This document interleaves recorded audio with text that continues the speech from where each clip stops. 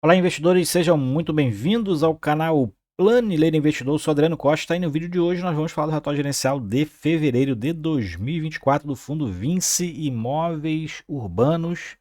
É o VIUR 11, um tempo que a gente não fala aqui dele no canal e a gente verificou aí nesse mês de março o fundo despencando no mercado. Vamos ver se teve alguma particularidade nesse relatório de fevereiro, né? Justificando então se o fundo aí, por que que o fundo caiu no mercado secundário, ok? Então fique conosco aqui, se você gosta desse tipo de assunto, não perca tempo, se inscreve aí no canal, ajuda a gente, é tudo de graça, ative as notificações, deixa o seu like, você não paga nada para isso, mas você ajuda muito a gente aqui no canal, tá bom?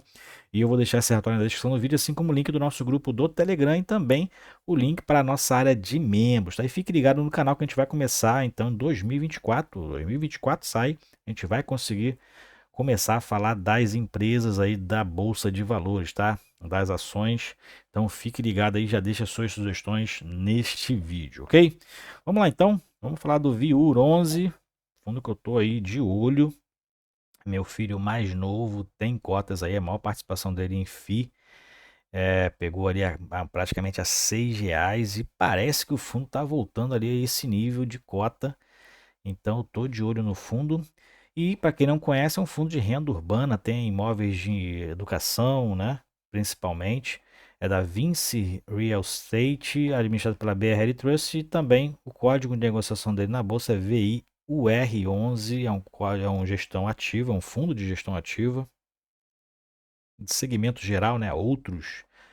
O valor de mercado aqui no encerramento estava 7,68, mas hoje eu estava acompanhando ele no mercado, fechou a 6,80.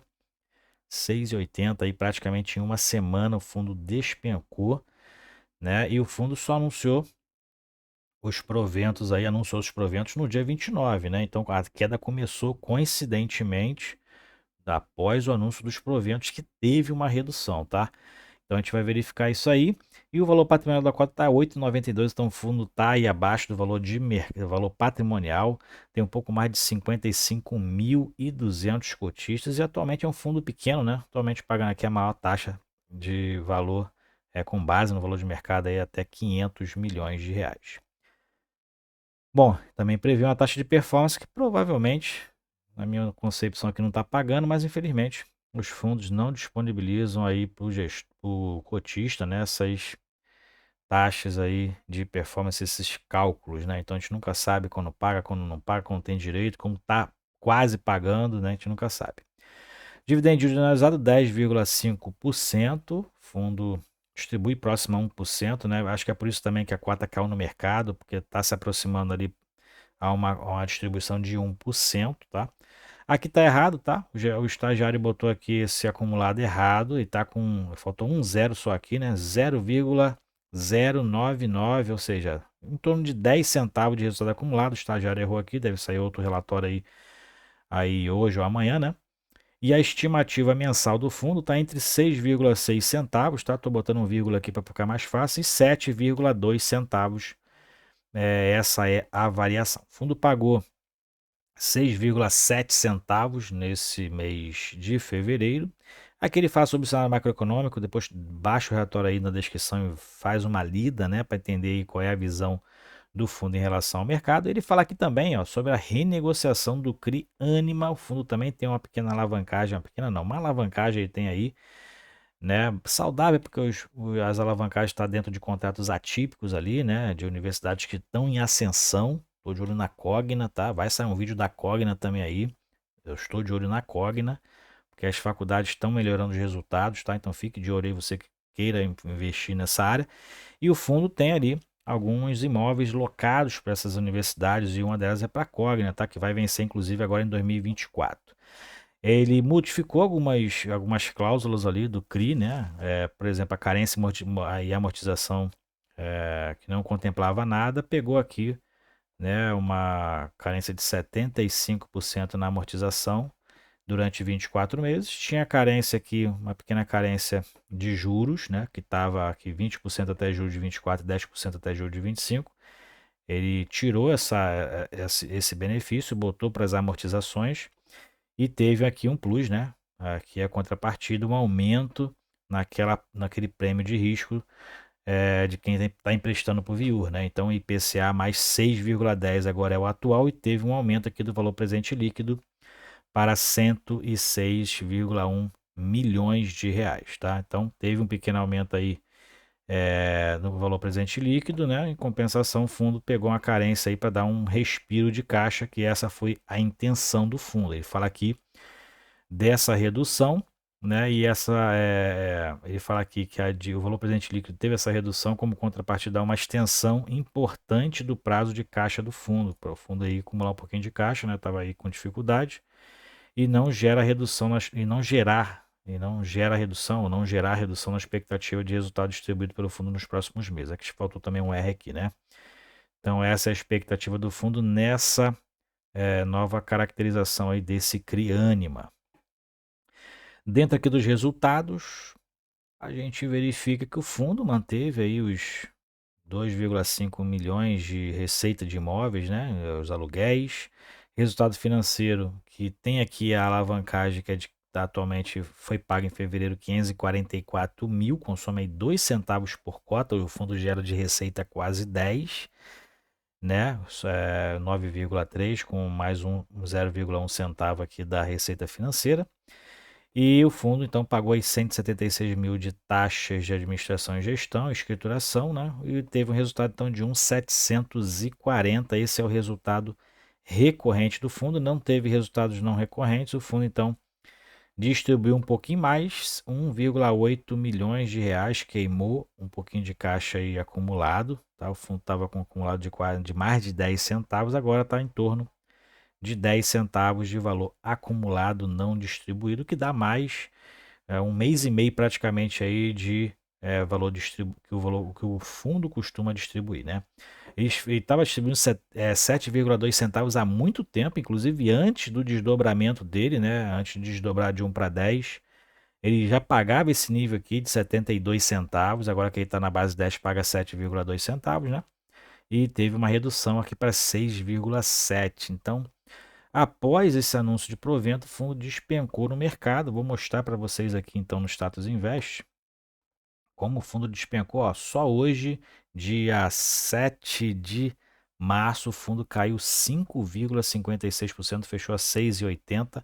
E quando a gente vê aqui, o fundo teve uma queda a partir exatamente ali, começou a cair no final de fevereiro e a queda maior se deu a partir do dia 1º de março. A partir do dia 1º de março, então, o fundo teve uma queda mais relevante a partir daqui e caiu só de 1º de março para cá 10,29%, né? Então, ele vem caindo desde aqui do dia 23 de fevereiro. De 23 de fevereiro até hoje caiu 15% o fundo, então teve uma queda bem relevante a partir do final de fevereiro. Provavelmente alguém já sabia que já ia cair os proventos, né? E aí começou a liquidar no mercado, tá? Então, como a gente verifica aqui, o fundo então teve uma queda no valor de mercado pela redução de dividendo. Acabou que a gente sabe nos FIIs a maioria dos valores, dos preços, quando cai, acaba porque está seguindo o dividendo, né? Então, essa queda é justamente por causa disso. Claro, o fundo está passando por uma questão de caixa que está equalizando aí com relação a essa nova característica do CRI que ele tem na carteira, mas aparentemente está equalizada, mas tem uma redução na expectativa ali de dividendo. Aqui na rentabilidade, o fundo não teve rentabilidade, foi zero, né? Porque ele teve uma rentabilidade negativa na variação da cota no mês de fevereiro de 0,8, principalmente no final do mês, e distribuiu 0,9%. Então, nos arredondamentos, né, deu 0% de rentabilidade bruta ou líquida no fundo. Tá bom? Provavelmente aí, se o valor não se recuperar aí a partir da segunda semana de março, né?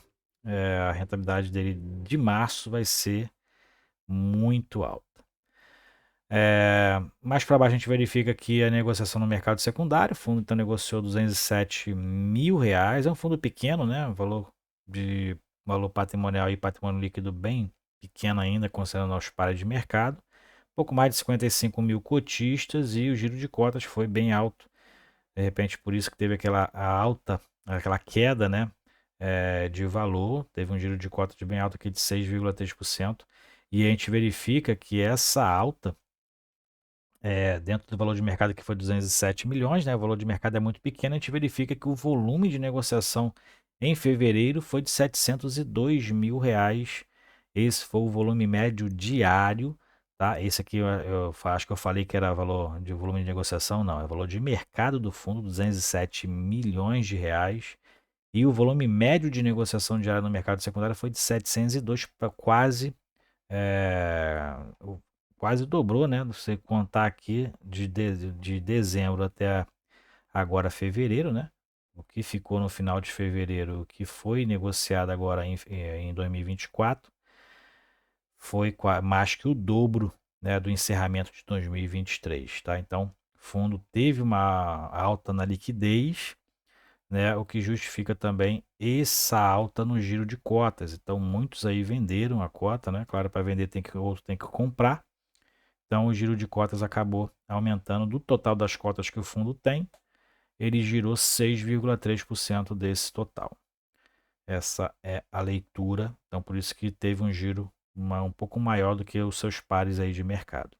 E dentro da carteira do fundo, a gente verifica que apesar de ele ter um valor de mercado de 207 milhões, ele tem um patrimônio líquido de 240, um valor patrimonial de 240 milhões, e em ativos ele tem em torno de 360 milhões de reais, né? Por conta dessa obrigação em relação ao financiamento dos imóveis, né? Desses valores aqui, dessas obrigações que ele tem, um deles é um CRI, o patrimônio líquido acaba caindo para 240 milhões, tá? Então, ele tem aqui dois pagamentos da Facamp, né?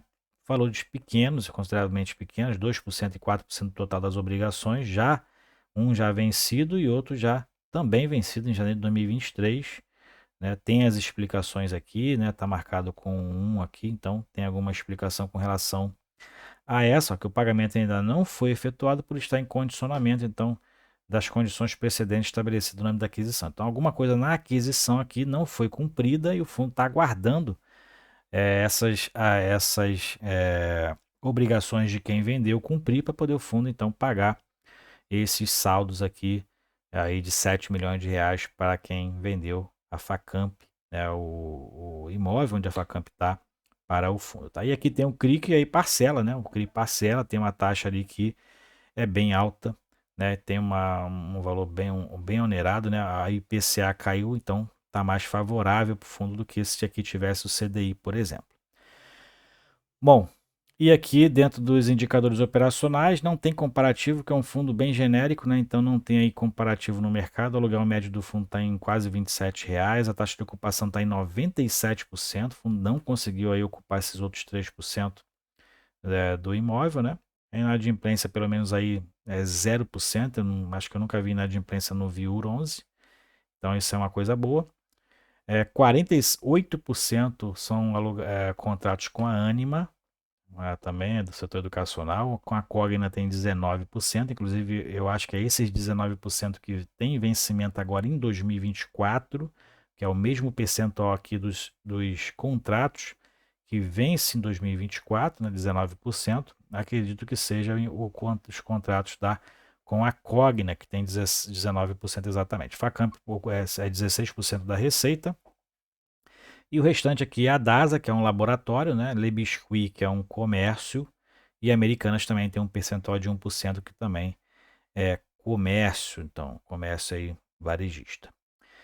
Bom, mais para baixo a gente verifica o prazo médio de vencimento dos contratos, 8,6 anos, e a maioria são indexados pelo IPCA. Próximo reajuste agora só em maio, 7% da receita. E aqui são as localizações, tem lá no Maranhão, inclusive, onde fica a Le Biscuit. Tem dois no Rio Grande do Sul, né? Dois imóveis aqui locados para Ânima, no Rio Grande do Sul. Em São Paulo tem 3 imóveis, né? Tem aí as faculdades de Campinas, a Anhanguera, né? E a faculdade de Campinas. E também tem o laboratório, né? O laboratório lá da DASA, locado lá na Vila Olímpia, né? Bairro Nobre de São Paulo. E no Maranhão tem um imóvel que é locado para Le Biscuit, e no Rio de Janeiro são 2 imóveis, um para o Laboratório Braunstein e outro para o comércio aqui da Americanas Express, ok? Então é isso aí. Atualizações aqui do Viur 11, que estava passando por uma dificuldade financeira, por isso que então teve uma queda aí na distribuição, teve uma pequena queda nos resultados do fundo. O fundo equalizou, né, que acabou que a despesa financeira estava ficando bem alta. O fundo teve uma renegociação aí com relação ao CRI da Anima, postergando um pouquinho aí, na verdade colocando, né, uma carência nas amortizações, parte das amortizações até aí de 24 meses, então vai dar um fôlego aí para o fundo, né? E eu estou de olho no fundo. Quando eu adquiri para o meu filho, eu adquiri a quase R$ 6. O fundo está chegando quase lá e tá com uma distribuição interessante. É um fundo que tem contratos atípicos em sua maioria, né? E as universidades, as faculdades estão melhorando os resultados, né? As pessoas estão voltando a estudar presencialmente. E isso você vê nos resultados aí, que nem eu já falei da Cogna, que melhoraram bastante aí com relação aos anos anteriores. Eu estou de olho então no Viur 11 aí, que pode ser uma oportunidade de mercado. Tá? O que você acha aí? Coloque nos comentários. O que você acha? É uma oportunidade? Então coloque aí qual é a sua opinião, ok? É isso aí então. Se você gostou do vídeo, deixe seu like e até o próximo vídeo. Fiquem com Deus. Tchau, tchau.